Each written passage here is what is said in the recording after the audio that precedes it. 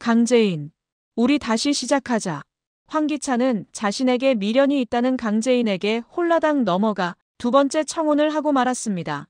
강재인이 계획적으로 접근한다는 사실은 꿈에도 생각하지 못하고 있었죠.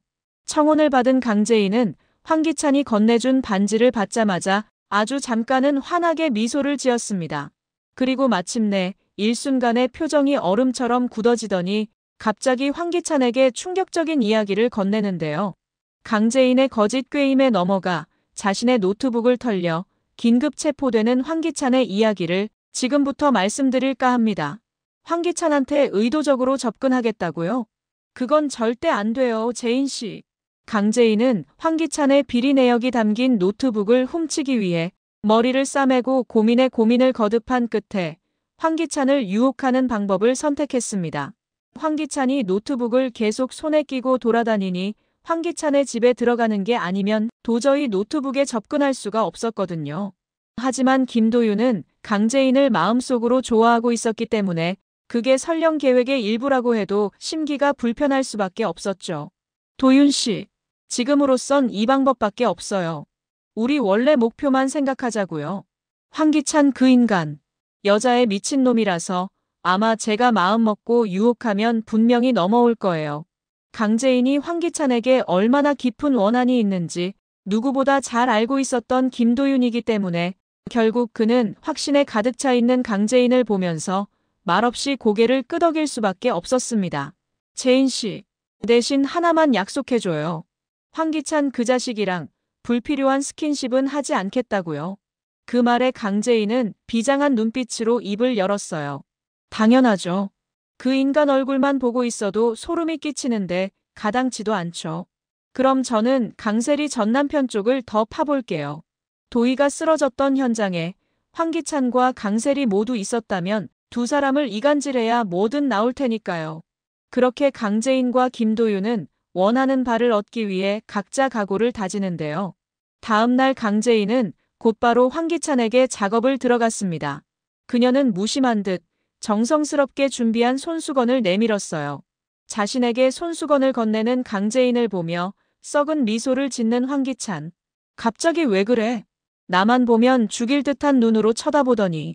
그러자 강재인은 눈가가 살짝 촉촉해진 상태로 마치 그 안에 고여있던 감정이 넘쳐날 듯한 눈빛으로 황기찬을 깊고 그윽하게 바라보았습니다.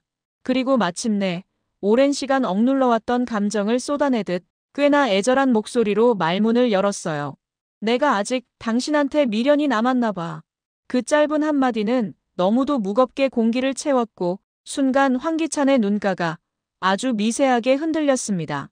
하지만 그는 기본적으로 강재인을 적으로 생각하고 있었기 때문에 당연히 그녀의 말을 전혀 믿지 않았어요. 미련? 웃기는 소리하고 있네. 그 말을 내가 믿을 것 같아? 그 말 속에는 차가운 불신과 오래된 감정의 앙금이 녹아 있었습니다. 예상했던 대로 황기찬이 넘어올 기미가 보이지 않자 아주 조금씩 유혹의 강도를 높여가는 강재인인데요. 우리가 왜 이렇게 됐을까? 그래도 한때 서로 아끼고 보듬어주던 사이였는데 그때가 그리워. 당신이랑 처음 만나고 뜨겁게 사랑했던 그 순간. 내 인생에서 가장 행복했던 순간은 아마 그때였던 것 같아. 강재인의 말에는 억지로 지어낸 말투도 거짓된 눈빛도 찾아볼 수 없었어요. 마치 진심 그대로를 꺼내놓은 듯한 울림이 있었죠. 두 눈이 촉촉해진 상태로 진심 어린 말을 계속 들이부으니 황기찬 스스로도 이게 진심인지 거짓인지 당연히 헷갈릴 수밖에 없었습니다. 안 그래도 최근에 강세리에게 너무 많이 뒤통수를 맞아서 심적으로 기댈 곳이 없었던 황기찬이잖아요. 그런데 이런 결정적인 순간에 자신이 진심으로 사랑했던 강재인에게 이런 말을 들으니 그도 감정이 있는 사람인데 아주 조금은 흔들릴 수밖에 없었죠. 하지만 이내 정신을 차린 그는 단호하고 냉정하게 강재인을 밀어냈어요. 말 같지도 않은 소리 하지 말고 경합 준비나 잘하시지. 뭐 어차피 열심히 준비해봐야 세리한테 지고 YL그룹에서 쫓겨나겠지만. 그 말을 들은 강재인은 겉으로는 황기찬을 애절하게 바라보면서 속으로는 분노에 치를 떨고 이를 악물었습니다. 그녀는 마음속으로 생각했어요. 황기찬, 네가 이렇게 여유 부릴 날도 얼마 남지 않았어. 사무실로 돌아온 황기찬은 계속 강재인이 했던 말이 머릿속을 맴돌았는지 업무에 집중을 못하고 있었어요. 자신한테 미련이 남았다는 강재인의 말이 내심 진심이길 바라고 있었거든요. 강재인이란 완벽한 여자를 놔두고 강세리와 바람을 피웠던 그 본능이 또다시 발동이 걸려버린 것이죠. 황기찬의 바람기는 그의 아빠를 빼다 박은 것이었습니다.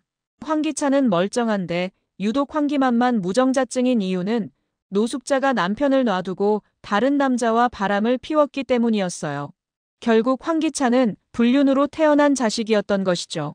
그런데 바로 그 순간 침묵을 지키던 황기찬의 핸드폰이 요란하게 울리기 시작합니다. 서 변호사에게 걸려온 전화였는데요. 그게 사실입니까? 그 웨딩 사진이 합성이 아니라 진짜라고요? 전문가한테 의뢰를 해봤는데 원본 사진인 걸로 판명났습니다. 그래서 제가 그 사진 속 남자에 대해서 조사를 해봤는데요. 이름은 지성준. 나이는 35살. 강세리 씨가 미국에서 살던 시절에 만났던 남자더라고요. 아마 회장님이랑 만나기 이전부터 교제해서 결혼까지 했던 것으로 보입니다.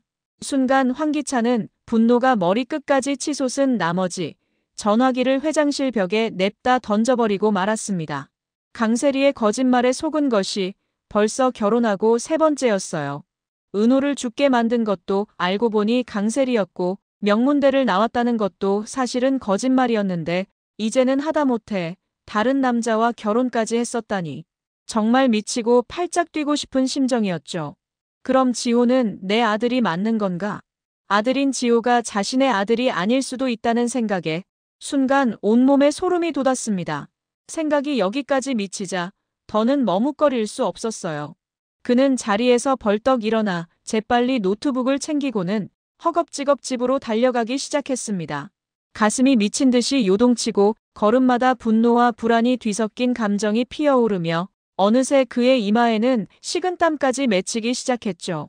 때마침 중문을 열고 집에 들어선 순간 아들 지호가 눈을 반짝이며 그를 반갑게 반겨주었어요. 아빠! 지호는 두 팔을 활짝 벌리며 아무런 망설임 없이 아빠에게 와락 안겼습니다. 이런 지호의 행동이 평소 같으면 따뜻하고 뭉클한 장면이었지만 오늘의 황기찬은 전혀 다르게 반응했습니다. 그는 지호의 품을 받아주면서도 얼굴에는 미묘하게 떨떠름한 표정이 서려 있었죠. 그는 지호의 얼굴을 찬찬히 하나하나 검토하듯 훑어보기 시작했어요. 얼굴형부터 시작해서 눈매와 콧날, 그리고 입술의 곡선까지 자세히 살펴보다 보니 점점 마음속 깊은 곳에서 설명할 수 없는 분노가 화산처럼 끓어오르기 시작했습니다. 지호의 이목구비가 자신이 아닌 사진 속 지성준이라는 남자와 미묘하게 닮아 있었기 때문이죠. 결국 표정이 완전히 굳어버린 황기찬은 곧바로 지호가 머무는 방으로 발걸음을 옮기는데요. 그리고 침대 옆 베개를 살짝 들춰 그 위에 떨어져 있던 머리카락 한 올을 조심스럽게 챙겨 자신의 가방 깊숙이 넣었습니다. 유전자 검사를 의뢰해볼 생각이었죠. 결국 이날 밤 황기찬은 침실이 아닌 소파에서 잠을 청했습니다. 그러자 쫄래쫄래 달려나와서는 불만 섞인 투정을 부리는 강세리. 기찬씨, 갑자기 또 왜 그래? 나한테 무슨 불만 있어? 아무리 고민이 있어도 잠은 같이 자야지. 그 말에 황기찬은 태연한 표정으로 강세리를 바라봤습니다. 생각할 게 있어서 그래. 너무 신경 쓰지 마. 풀이 죽은 채로 돌아서는 강세리를 보면서 황기찬은 그녀를 죽일 듯한 눈으로 노려보는데요. 그리고 마침내 날이 밝고 검사 당일이 되자 황기찬은 회사가 아닌 유전자 검사소부터 들렀습니다. 늘 1시간 일찍 회사에 출근해서 회의 서류부터 꼼꼼하게 검토하는 게 그의 루틴이었지만 지금 그의 머릿속에는 온통 지호에 대한 생각뿐이었어요. 그에게 오늘의 일정은 오직 하나. 진실을 마주하는 것이었습니다. 그렇게 검사 결과를 손에 들고 차량 안으로 들어온 황기찬이 떨리는 손으로 결과를 열어본 바로 그 순간 황기찬의 두 눈이 크게 흔들렸습니다. 0.001이라는 숫자가 그의 눈에 가장 먼저 들어왔기 때문. 황기찬과 황지호는 32개의 인자 중에서 단 하나의 인자도 공유하지 않아 친자관계가 불일치한다는 문구가 맑고 또렷하게 적혀 있었거든요. 더는 부정할 수도 피할 수도 없는 진실을 선고하는 선언문처럼 보였습니다. 순간 황기찬은 그 자리에서 숨이 막히는 듯한 감정에 휩싸였고 온몸의 분노가 한순간에 터져나와 주먹으로 운전대를 미친 듯이 내려쳤습니다. 쿵쿵쿵. 차 안에는 무서운 충격음이 연달아 울려 퍼졌고 그는 이를 악물고 속으로 되뇌었어요. 강세리. 절대 용서 못해. 지호가 자신의 친아들이 아니라는 사실을 확인한 후 황기찬의 멘탈은 거의 산산조각이 나버렸습니다. 그는 정신이 반쯤 나간 상태로 늘 혼자 술을 마시던 단골 바의 구석 의자에 앉아 도수가 높은 양주를 벌컥벌컥 들이켰어요. 그 고통과 충격을 도저히 맨정신으로는 감당할 수 없었던 것이죠. 과거에 멀쩡한 사람을 차로 치어 죽게 만들고도 눈 하나 깜짝하지 않고 사건을 은폐할 수 있었던 냉혈한 황기찬이었지만 믿었던 사람에게 철저히 배신당했다는 그 사실은 그에게도 치명적인 타격이었는데요. 술 기운이 점점 올라와 눈앞이 흐릿해질 무렵 황기찬의 머릿속을 불현듯 스친 한 사람이 있었습니다. 바로 강재인이었죠. 인생이 거짓인 강세리와 결혼 생활을 해보니 강재인이 얼마나 괜찮은 여자였는지 그제서야 뼈저리게 느껴졌기 때문입니다. 때마침 강재인이 자신에게 미련이 있다는 말까지 했던 터라 황기찬은 마치 어디에 홀린 사람처럼 전화기를 들어 강재인에게 전화를 거는데요. 나야. 혹시 지금 여기로 와줄 수 있어? 그 말에 강재인은 황기찬이 미끼를 물었다는 생각에 회심의 미소를 지었습니다. 그녀는 더 확실하게 황기찬을 올가매기 위하여 다시 한번 신들린 연기를 선보였어요. 기찬 씨 지금 어디야? 내가 바로 갈게. 잠시 후 정말 강재인이 한 걸음에 자신에게 달려오자 황기찬은 술에 많이 취한 것인지 자신도 모르게 마음속에 있던 진심을 이야기했습니다. 너가 저번에 그랬지. 우리가 처음 만났던 그때가 너한테 가장 행복했던 순간이었다고. 사실 나도 마찬가지야. 그때가 내 인생에서 가장 빛나는 순간이었어.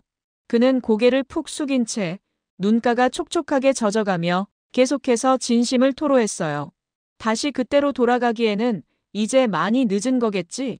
그 말을 들은 강재인은 순간 참을 수 없는 역겨움과 분노가 치밀어 올라 자신도 모르게 그에게 싸대기를 날릴 뻔했습니다.